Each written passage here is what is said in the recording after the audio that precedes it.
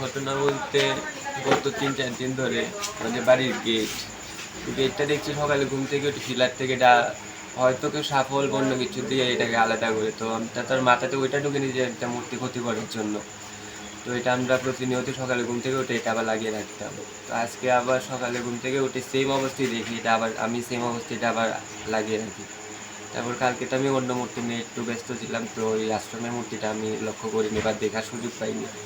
তো আজকে যে সময় দেখা আমি সামনে গেলাম, তো ওই সময় দেখলাম যে মূর্তির প্রত্যেকটা হাতে রশি কেটে মূর্তিকে ভেঙে দিয়ে গেছে আর কি।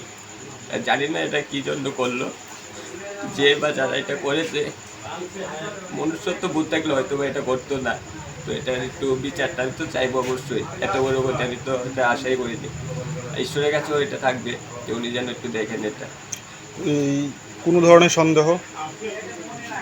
সন্দেহ বলতে আমার যে ব্যাকগ্রাউন্ডের মধ্যে যারা আছে তাদের সাথে আমার কোনো শত্রুতা নেই, অন্য কিছু বা কিছু নেই। সবাই আমার যতটুকু ভালোবাসে এবং একটাকে সবাই আমার আদর করে। তো আমার মাথাতে এটা একটুকু আসেনি যে এই লোকটা আমার এসব কিছু করতে পারবে। এই মূর্তিটা কোন আশ্রমে ডেলিভারি হতো? এটা খোয়াই রামকৃষ্ণ আশ্রম।